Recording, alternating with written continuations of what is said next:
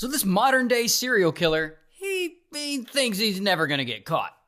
Now the guy's name is Israel, and Israel's 33 when this story starts, and he's living in Alaska, and bro is an absolute psychopath. He's an army veteran who runs a small construction business, but he's also a serial killer. He just likes murdering people, and he's gonna take out as many people as he can, and he believes that no one is gonna stop him. In fact, he's such a psychopath that he starts traveling across the country and he'll hide what are known as kill kits, which are buckets filled with a pistol and some zip ties and some other things he uses to murder.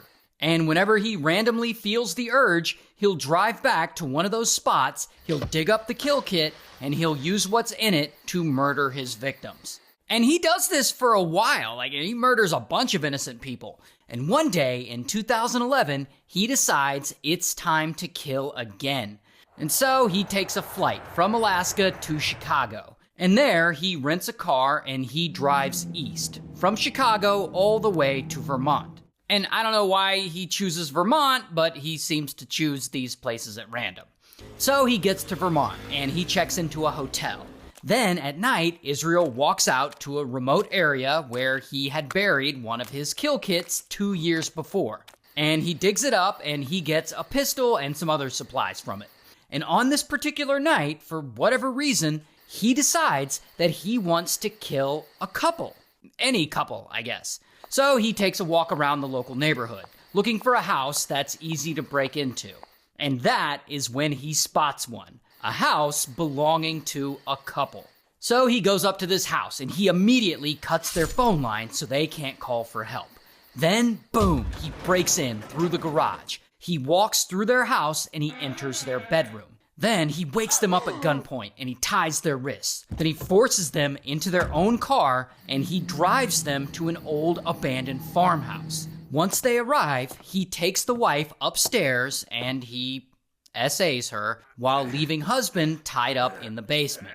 Now, while the husband's tied up in the basement, he starts panicking. He's struggling with the ropes, he's trying to free himself, and he's shouting, "Where's my wife? Where's my wife?" Now, Israel, he hears all this shouting, and he comes downstairs, I guess to shut him up, and that's when he sees that husband is about to free himself. So Israel freaks out, and he grabs a shovel nearby, and boom, he hits him with it. But husband, he doesn't quit. He's determined to break free and rescue his wife. But Israel is not about to let that happen. So he pulls out his pistol and blam, blam, blam, blam. He shoots the husband. And that, unfortunately, unalives him.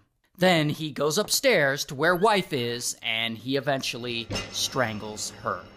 And when he's done with them, he leaves. And he leaves Vermont like nothing ever happened. And later, the husband and wife are reported missing, and after interviewing some of their neighbors, police are able to come up with a composite sketch of a suspicious guy that they saw creeping around the area. That suspicious guy being Israel. And so police investigate, but the sketch doesn't lead anywhere, and unfortunately, the case goes cold. Not only that, but a short while after, the old abandoned farmhouse gets demolished, and the debris gets dumped in a local landfill, and husband and wife's bodies are never seen again. And so a few months pass, and Israel, he's back in Alaska, carrying on with his life, working his construction jobs and whatnot, and as time goes on, he starts to get the urge to kill again. And here is where the story gets even darker. Because one night, that same year, 2011, he goes out driving, because he's looking for his next victim. And that is when he sees this girl, Samantha. And Samantha's 18, and she's working a shift in a local coffee stand alone. And so Israel parks his car, and he walks up to the stand, and he orders some coffee. Then, when no one's watching, boom, he pulls a gun on her, and he forces her outside the stand. And Samantha, she's not having any of this. And so, bam, she breaks out and she runs away. But she doesn't get far before Israel catches her and he drags her to his car and he drives her to his house. And at his house, he takes her to his shed and he locks them inside. Then he essays her and he strangles her to death. And after she's unalived, Israel decides to try and cover his tracks. He gets Samantha's phone and he sends a message to her boyfriend saying, "I'm going on vacation." Then he just leaves her there in his shed and he kind of forgets about her. In fact, Israel goes on vacation himself. He goes on a cruise in the Caribbean with his girlfriend and his daughter, because I guess he has a daughter, all while Samantha's body is still in his shed. Meanwhile, Samantha's boyfriend gets the message that Israel sent, and he shows it to her family, and they all immediately know something is up. They know Samantha would never just disappear without saying a word, and so they contact the police, and police start investigating. And 2 weeks go by, and Israel finally returns from his cruise. And I don't know if the Caribbean cruise left Israel a little broke or what, but it's at this time that he decides he's going to extort some ransom money from Samantha's family. And so he sends a text to Samantha's boyfriend telling him to come to a local park and look under a flyer of a missing dog. And since Samantha's boyfriend knows that Samantha disappeared with her phone, he realizes this message must be from someone who kidnapped her. So he and Samantha's family, they all rush to the park. And there they find a plastic bag hidden under the missing dog poster. And inside is a photo of Samantha holding up a newspaper, which was taken the day of her disappearance. So that gives them hope that she might still be alive. She's not alive. Israel just staged the photo that way. Anyway, along with the photo, there's a note. And in it, Israel demands that $30,000 be deposited into Samantha's bank account. He has Samantha's debit cards with him, so I guess he plans to pull out the cash himself. So Samantha's dad deposits $5,000 into the account, which is, I guess, all that he has. A few hours later, Israel uses her ATM card to make a withdrawal. And of course, police are monitoring all this, because Samantha's family had tipped them off before. And so they're able to trace the transaction, and boom, they rush to that ATM. But unfortunately, by the time they get there, Israel is already gone.